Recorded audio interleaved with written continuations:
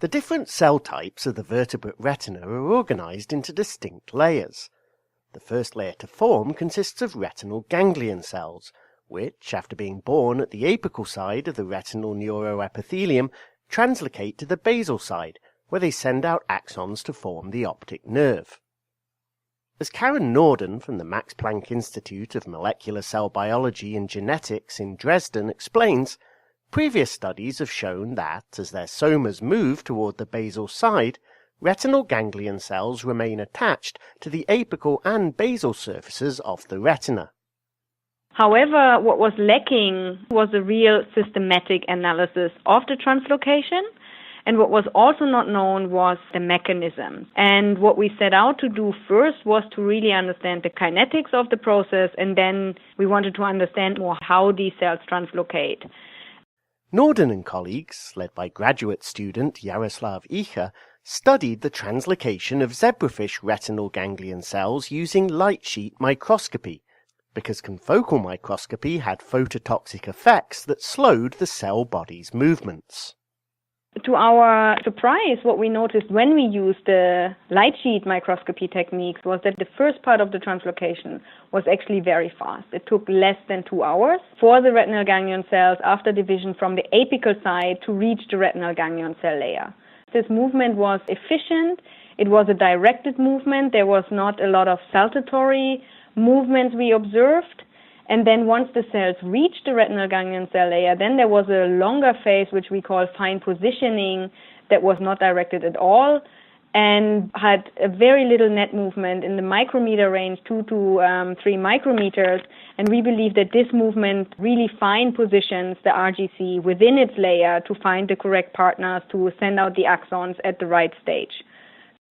Icha et al. Found that the basally directed translocation was driven by the retinal ganglion cells themselves, not by the movement of surrounding cells towards the apical side of the retina.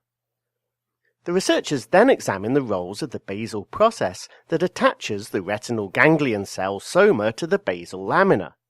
In other neuronal tissues, inheritance of the basal process from the mother cell has been shown to streamline the basal translocation of daughter cell nuclei. So there's 2 sister cells, the retinal ganglion cell, and the other cell eventually becomes a photoreceptor. And we found that in the vast majority of cases, it is actually the retinal ganglion cell inheriting the basal process, and that this inheritance can also streamline the movement.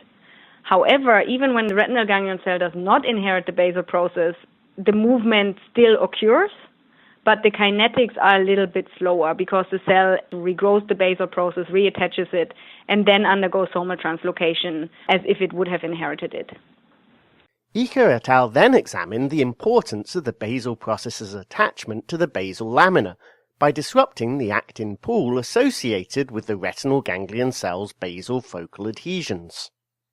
So when we interfered with basal process attachment or reattachment after the division in the retinal ganglion cell, cells can actually not translocate as efficiently. We see that some cells cannot translocate completely to the retinal ganglion cell layer anymore, and that these cells can even polarize and form an axon in the middle of a retina. And this is, of course, not so good for the later stages of retinal development.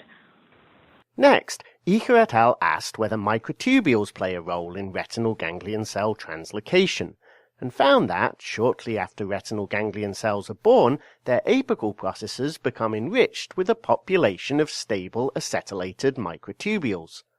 When the researchers depolymerized these microtubules using colsamid or by overexpressing the microtubule destabilizing protein stathmin, retinal ganglion cells lost their basal process while maintaining their apical attachment. And initially, cells cannot translocate as efficiently as control cells to the retinal ganglion cell layer anymore. They more or less get stuck and jitter around at apical positions. However, if we look at these movies for longer times, and again, there the light sheet technique was very important to manage this, we see that eventually they actually detach the apical process and that they can fall back into a multipolar migration mode. And to our big surprise, this multipolar migration mode, once it was initiated, was not much less efficient than the translocation when they had a basal process.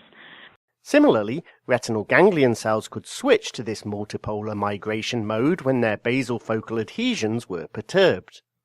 And then we went back to our initial movies of the many wild-type cells that we followed, and we saw that in very rare occasions, this multipolar migration mode also occurs in the control, in the wild-type scenario. And this made us conclude that this is a backup mode for translocation of retinal ganglion cells. The existence of this backup mode suggests that the formation of the retinal ganglion cell layer is crucial for the subsequent stages of retinal development. Icha et al. Found that they were able to completely block retinal ganglion cell translocation by overexpressing a membrane-targeted form of atypical protein kinase C zeta. Cells lose the basal process, so they cannot efficiently translocate anymore, but they keep the apical process, so they cannot fall back in the multipolar mode. And then in this genetic condition, we noticed that many more cells than we saw in all the other interference conditions than we had before really got stuck at very apical positions to mid-retinal positions. They polarized there, they send out axons, and this led to serious lamination defects at later developmental stages. So upon the interference with retinal ganglion cell translocation, all later stages of lamination were also affected, and these retinal ganglion cells could even induce lamination around the clusters of mispositioned retinal ganglion cells. And this might be an explanation why they have two modes of migration, why they can switch from this somal translocation mode into this multipolar mode, because it's so important to get these first type of cells to the right place at the right time, because otherwise all later lamination phenomena will also be impaired. So what, in that case, do Norden and colleagues want to investigate next? So now we want to do similar studies for other cell types in the vertebrate retina. Both photoreceptors and horizontal cell, they migrate down, stay in mid-retinal positions before they migrate to more apical positions again. And then what is also interesting about these cells is that they divide one more time.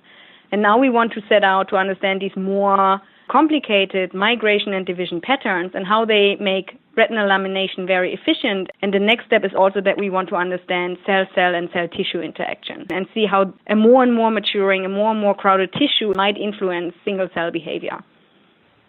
In the meantime, though, you can learn more about how independent modes of ganglion cell translocation ensure correct lamination of the zebrafish retina in the paper by Icha et al., published in the October 24, 2016 issue of the Journal of Cell Biology.